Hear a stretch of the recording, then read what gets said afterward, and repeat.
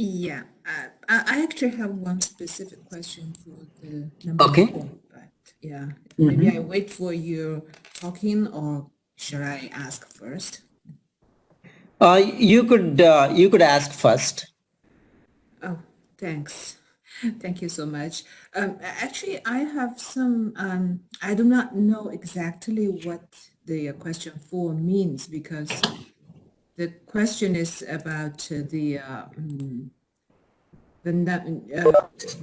using the user ID. It looks like it's very similar to question 1, or do you think we need to use the user ID as specifically, because that means it's a very long list. Maybe I should share my screen. Yeah, if you share your screen, I could go over that. Okay. Let me share my screen.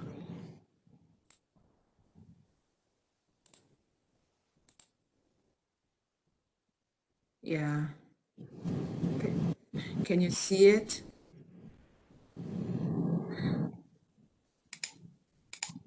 Yeah, I do see. Okay. Yeah, so basically, I think the question is we need to calculate the distribution of expired, failed, and successful using the user ID. So I used user ID as the role label, but that means actually all the user ID, they are different. So it's a very, very long list. And if we want to combine the user ID, then it's like the one that we count the number of user ID that's meaning it's expired or failed or successful. So I don't know what's the meaning of yeah. Yeah, so here the in this example, the way you computed is quite right for Q4. The reason is that we have only one user ID and one attempt in this data. So in a way, the data is not too meaningful in this context, but it would be meaningful. Let's say that you have just about 100 user IDs in this 1592 login attempts, right? Yeah. User IDs. Then have some user IDs be more prone to intrusion, or somebody using those user IDs and then trying to get into this our systems intrusions, and so that's what we are getting at. In this case, since we have only one user ID for each, one attempt for each user ID, with same percentages for each of them, right? So the total percentages, I should say. So the work that you did is correct, but at the same time, I just want you to know that when we have more realistic data, the percentages would be different. Okay. Yeah, now I got it. Yeah. Yeah. Thank you. And for Q5, I'm putting all them together, so I guess this should be fine. Yeah, that's fine. So I can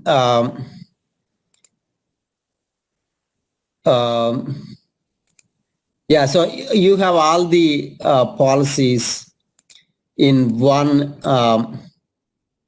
Yeah. one sheet, right? So that's good. Okay. For policy 2, there might be a slight discrepancy for policy 2. Okay. So we could go over that. And for policy 3,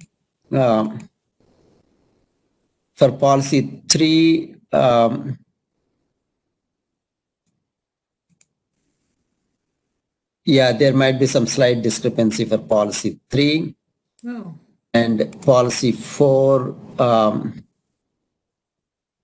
might also be slightly off. So I think if we can look at your formula, that might be very instructive for other students as well, for beginning at policy 2 through 4. Yeah, okay. So I'm using this sum because I think if it's product, then it's 0. But if the sum is 5, that means each one column is 1, right? Right. So no, that's a good way to do that as well. Yeah, but I'm more interested in looking at the password length. So policy 2 is password length is greater than or equal to 10, right? So can you? So No. I think I probably misspoke. Policy 2. 2 is this length, this number, upper and lowercase, and it's special. So all these 5. Okay, so can you show me the formula for S2, please? We'll go systematically beginning at S2. S2, yeah. Yeah, so that's correct. And then T2.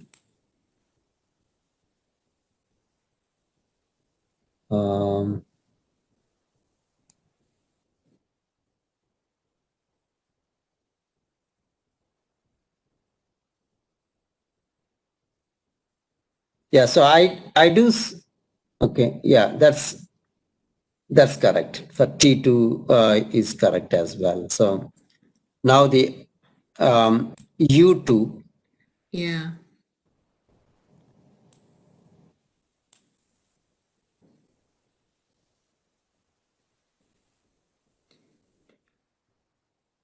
Okay, V2, please.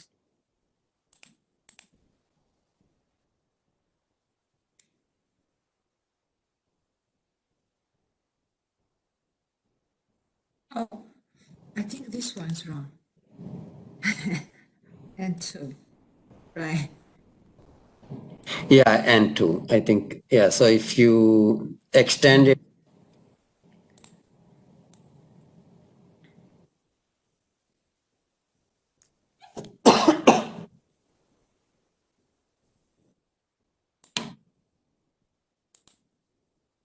Then if we go to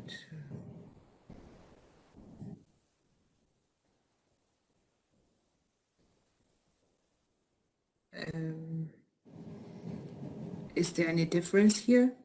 if you might have to refresh it. If you go to the pivot table, Okay.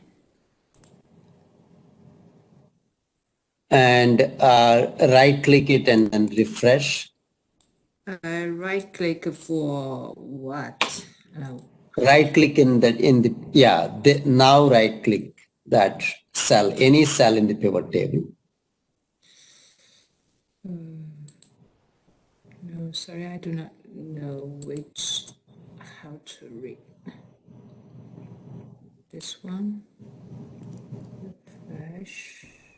Oh. Yeah, so for example, select the 96.48%, And refresh. refresh, right? Okay. Yeah. So that is that's correct. And so if you go to same thing, do refresh on policy 3 as well.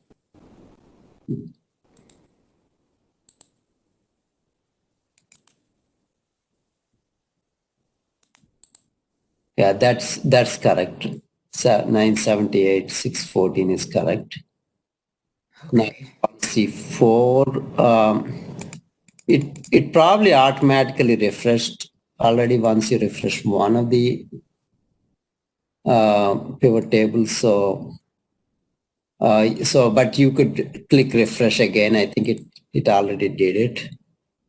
Yeah. So yeah, so those are correct. So you had that one mistake of just one Yeah. error, I would say.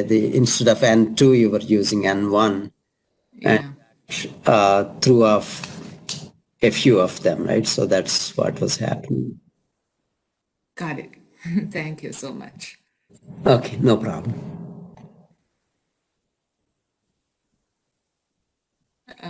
Okay, I'm fine with the pattern. Just Okay. yeah, thank you. So, Melinda, I do see that you joined. If you have any specific questions, I could address those. Okay, yeah, sorry, I was just working because I realized that I missed part of the question I was going to ask about. I missed. I think I understood from your email, so thank you so much for questions 3 and questions 4. I believe that I got those now. I just kind of looked at what you did, and I used that to make my filters or whatever for the pivot table. I was wondering if maybe you could just take a look at my Excel document and then maybe my policies specifically. I think I created one pivot table for policy 1 already, but I just want to make sure I have that kind of down before I make the rest of them. Sure, yeah, that. Okay.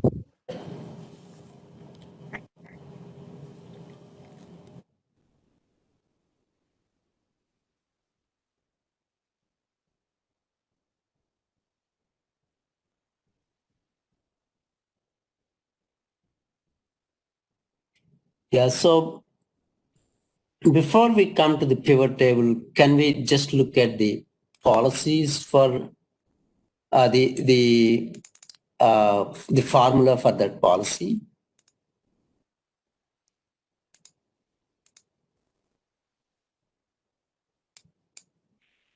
Right. So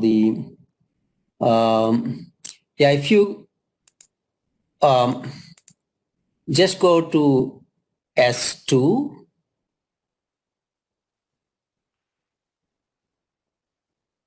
and yeah, so that formula is correct. And now T2, please.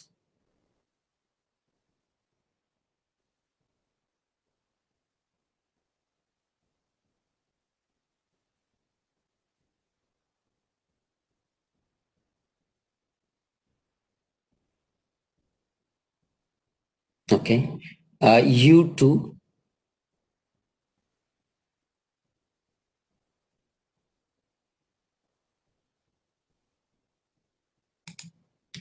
U2 would be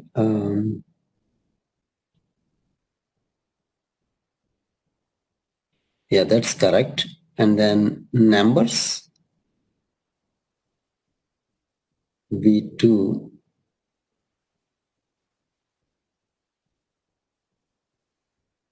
Okay, that's good. And then the special, okay. Now policy 1, X2, product S2 to, yeah, so this one I think you had, since we also need to cover numbers, right? For policy 1 is asking whether there's a number in the password. So the product should extend to, so basically this product S2 to U2, it's multiplying all these, right? So it should also cover V2. Okay. Extend it, I think you should have, yeah, you should have the rest of the, Right. Okay. I just changed what the products were, and then for the ones that I had the password lengths changed, I just used those columns instead, and I also multiplied them by that first range of product. Okay. right? Yeah, you have, what you have is correct. I mean, I'm seeing some of it and you are saying that product of S2 to V2 times something else. Yeah, so those are fine. Okay. They don't have to be continuous. You just have to take the product of those. Okay. And then for the tables, is this kind of, or for the pivot table for that, I'm going to go and change the formula, obviously, for the rest of the row, but it's basically, you're just looking for the percentages versus the number, again, for the policies. And then, I mean, false and true, would that be sufficient? Like That's okay, sufficient okay. for each Okay. one, right?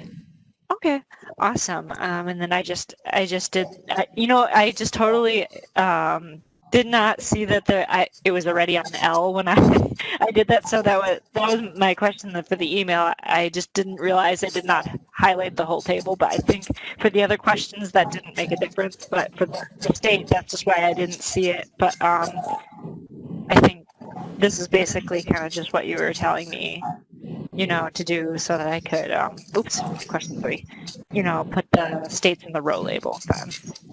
Right, exactly right. Yeah, it's a large amount of data, so it's that, yeah. I laughed at myself when I saw that. I was like, oh yeah, it's definitely there. So anyway, I really appreciate it. Thank you so much. No worries, Melinda. So what I'm going to do now is share my screen and then go over some of the formula and some of the pitfalls that might happen while putting the formula together. It's not just for those of you who are on this call, but I'm also planning to post this video for others who may not be able to join today. So in that sense, if that's okay with you, I'm going to show some of those formula using my spreadsheet.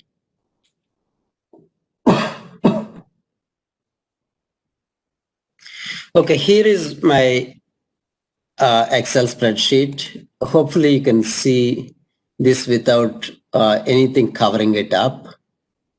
If anything is covering this view, please let me know. So question one is fairly straightforward based on the data. You need to make a pivot table. Question 2 similarly is similar as well. You have multiple ways that you could answer question 2. So question 3 is taking the state as rows, and you could put the success, login success as columns, and then show the percentages, even though I'm showing in a different format here. So that's actually showing the states as rows and the login success as columns might be a better way to represent it. Question 4 is similar, except that instead of state, we are looking at the user IDs. And like we talked about earlier today, with this data, it doesn't come across very well that which user IDs are being used quite often to get into, for people trying to get into our systems. But in some cases, the user IDs would be, if it's with realistic data, the user IDs, some of them would be more prominent compared to this, what this data indicates. For question 5, this is where most of your effort would be spent for question 5. And the main thing with question 5 is that you have to make all these formula for question 5. And the formula for policy 1, policy 1 states that each password needs to have a length of at least 8 characters, a lowercase character, an uppercase character, and a number. So for convenience of illustration, we don't need to have each policy on a separate worksheet in the Excel spreadsheet. But just for convenience of illustration, I divided them into different worksheets here. So for policy 1, we have different columns here. Password length. The formula for password length is if the length is greater than 7, then we get 1, otherwise 0. Password lowercase is, there are multiple ways of achieving this. There's another way which is probably somewhat more efficient that I have not gone into details in this unit. One way is to convert the entire password into lowercase letters and then matching that. So that's a different way, but we are completely checking whether it has any one of these lowercase characters. If it finds at least one of these lowercase characters using the find function, basically this find function is looking at each character. If it is there in this password string, it finds them and it counts them up, how many of these lowercase letters are there in the password. It counts them up, and if that count is greater than 0, it places a 1, otherwise it places a 0. The password uppercase in column I, in my spreadsheet, it is very similar, except that all the lowercase is converted to uppercase letters now. Password number is also very similar, except that we replaced all the letters with the digits 0 through 9. And one of the things that I had seen, some of the mistakes I had seen in the past is that students sometimes omit 0, or when it comes to the password length, you might be placing length of F2 greater than 8 instead of 7, because we need at least 8 characters. You want to place it greater than 7 or greater than or equal to 8. So those are some things that I had seen, but if you don't have that, that's you should get the correct results. The satisfy policy 1 is, it simply takes the product of all these. So product of G2 to J2, it multiplies G2, H2, I2, and J2. You can have, instead of product, you can also have it spelled out, G2 times H2 times I2 times J2 equals 0, then it is false, otherwise it is true. And you have this, and you have this formula. Now, based on this column, you can run a pivot table. Once again, I placed all the each pivot table on a different sheet. This pivot table simply counts up the number of user IDs or a number of passwords which fall into false or true category, takes the percentages, and we would see percentages like these if the computations are correct. For policy 2, it's very similar, except that for policy 2, we also need to include the password special characters should be there in the password. And the special characters are at $symbol and hash symbol. So the same count find formula with the if, that's the same thing we are using, except that we have replaced all the letters with just these 3 special characters. Now, satisfying policy 2 is product of G2 to K2, and that should give us for each row which policy satisfies satisfies these conditions. For policy 2, if we do the computations correctly and run the pivot table, we should see 1534 in the that are not satisfied, and 58 are satisfied, which means that we do have a significant issue on our end that in our organization, that many of our passports are not compliant by some of these standards. Now, policy 3 is also similar to policy 1, except that the password length for policy 3 should be 10 characters or longer or higher. So the only thing that's changing from policy 1 to policy 3 is that the length should be greater than 9 instead of greater than 7 for policy 1. Greater than 9 captures all passwords that are at least 10 characters long, and the rest of the formula should remain the same in policy 3. For policy 3, the percentages should be like this: 978 false, 614 are true. For policy 4, the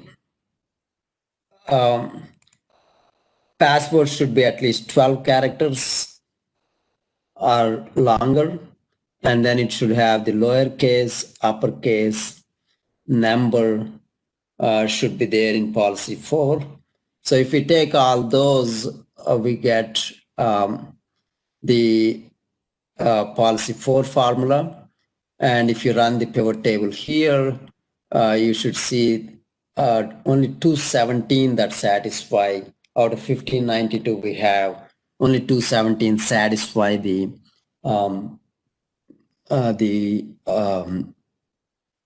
conditions of policy 4. So these are, that is kind of the summary for the technical assignment for this week. And if there are additional questions,